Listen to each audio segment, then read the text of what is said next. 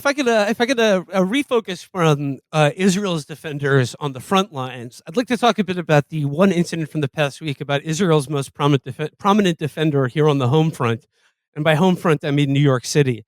And I'm talking, of course, about the incredible saga of Stuart Seldowitz this week. So friends in immigration. Really? Okay, go, yeah. And to the Egyptian, the Mukhabarat wants your picture. Okay, yalla, go. Yeah? You know the Mukhabarat? The Mukhabarat. No, I don't know. You don't know? I don't speak English. No? Yeah, go, yeah. Mukhabarat in Egypt will get your parents. Go. Does your father like his fingernails? They'll take them out one by one. I mean, so on the home front, there's been a sort of a propaganda war, at least in New York City, about ripping down the missing posters. Mm-hmm. And we've covered this. They're put up to be taken down and to create a viral video. Yes. Thus far, every single attempt to create a viral video has blown up in these people's faces because they have been able to produce evidence of nothing other than the unflappability of New Yorkers and their unwillingness to knuckle under to their bullshit threats and I'm scared style cry bullying. But in the process, have revealed all of themselves to be psychopathically unpleasant, and none more so than Stuart Seldowitz. And the guy was like, I saw that video when I woke up and I was like, Jesus, this is revolting. This is just, they're really letting the hate out. But, it's to be expected. An hour later, when I find out that this guy has served in 3 different administrations in the State Department, and then in the State Department, in the Department for Israel-Palestine Affairs, and was presided over the Dayton Accords and shit, and was a guy threatening a halal cart vendor with the Egyptian secret police torturing his family to death. And said of Palestinian children, if we killed 4,000, we didn't kill enough. It's just the sadistic look on that guy's face was something else. And he, like I said, he really has provided a face of Israel's fans in the United States. Well, it was so funny too because I read some kind of more in-depth article about it. I think on City and State or whatever, and it has a little interview with him where he talks about yeah, I didn't know it would be a big thing. I walk by this halal cart guy every day. He's Egyptian, so I asked him if he condemned Hamas, and he refused. Normal, yeah. What's so insane about that is that we've since found out that this guy has been doing this not just to halal cart vendors, but to Russian diplomats outside the UN for a year or so. He was approaching a Russian ambassador and calling his wife a wife or coworker a whore, threatening his dog.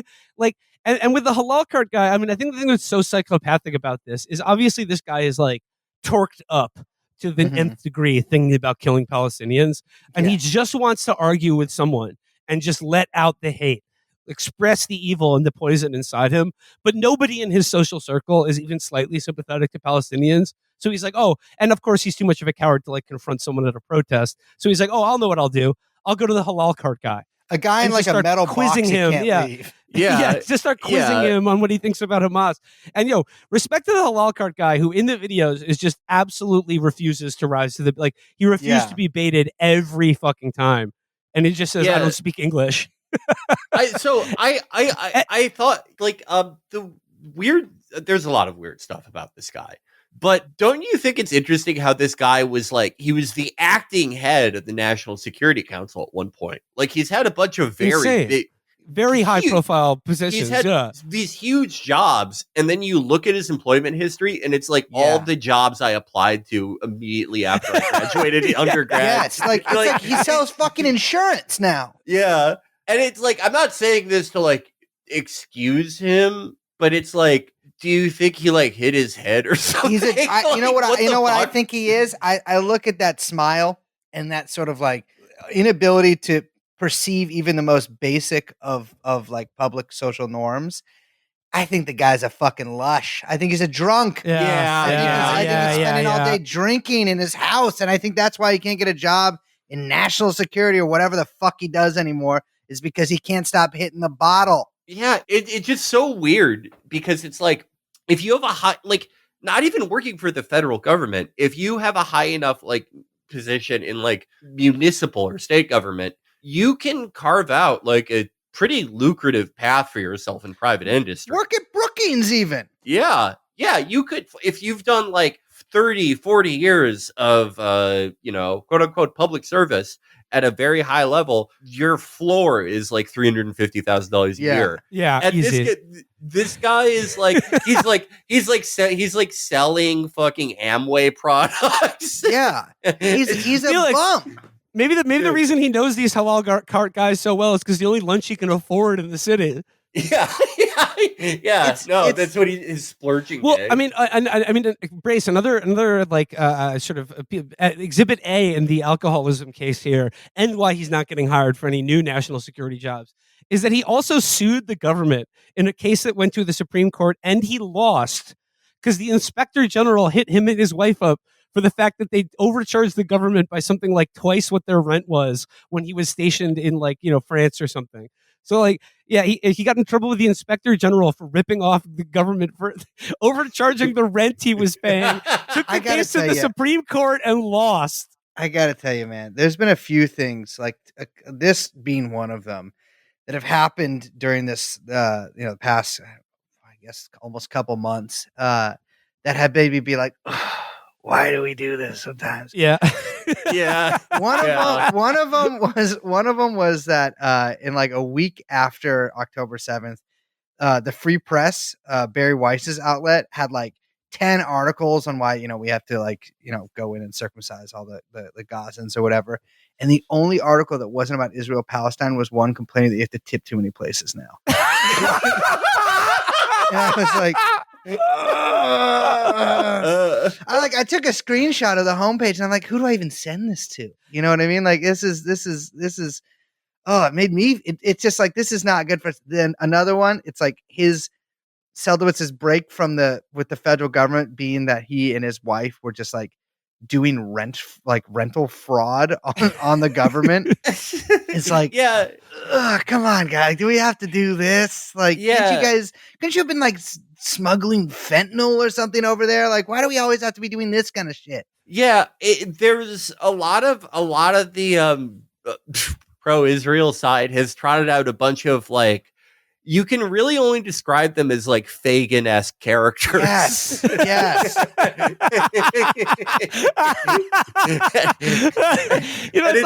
It's like they'll bring out a guy and they'll be like, oh yeah, you think it's cool to support Palestine? Here's like a petty criminal from 19th century London who waters down his soup to scam children. And it's like, can we fucking stop? Can we not do this? You remember like a couple weeks ago, there was like the Instagram thing, would you hide me? Yes. That? Like, you're supposed to, yes. Would you hide me? The equivalent would be if they like, would you hide me was crazy. If someone put out like, they were like a big article, they were like, yes, I will hide you. But here's the sliding scale on the rent I'm going to be charging in my attic. Would you hide me? It was so funny. There's been a few things like that just like have not taken off. Like you can tell that someone's like, this is about to be fucking viral. But we keep talking about this over and over about how none of these things take off. But what took off is the grotesque visage of Stuart Seldowitz's like satanic smirk attacking some fucking innocent halal cart vendor, which is like in New York City is the equivalent of like attacking Santa Claus. Basically. Actually, you know what? Let's rewind a bit. You know how you were saying that, we can't put like the decline in the Israeli PR machine's ability on one thing, and we're loath to attribute it mostly to social media. I think a very underrated thing, especially for young people and for people who previously didn't have an opinion on this stuff, was seeing the unfiltered conduct of pro-Israel people and Israelis themselves. Like, there was a trending thing on TikTok where these awful Israelis were making fun of people in Gaza for not having water. And it's like kids see that. Like they see that and are instantly disgusted. You can't blame anyone for seeing exactly how you're behaving and making a decision. Like I'm saying, like they it's so clear, like in the face of the largest anti-war movement since the Iraq War, ongoing acts of civil disobedience in New York and elsewhere, led by Jewish peace groups. It is so clear, like with the missing posters or everything they do to try to rile people up at protests, like they want so bad to be able to point to something that says like this movement of Palestinian solidarity is about just unbridled Jew hatred. They want Yeah. just one person saying, kill all the Jews, gas them, or something like that. And the only thing they've been able to come up with is evidence of their own revolting, psychopathically hateful and racist behavior, captured Dude. on video and shared immediately to the entire public.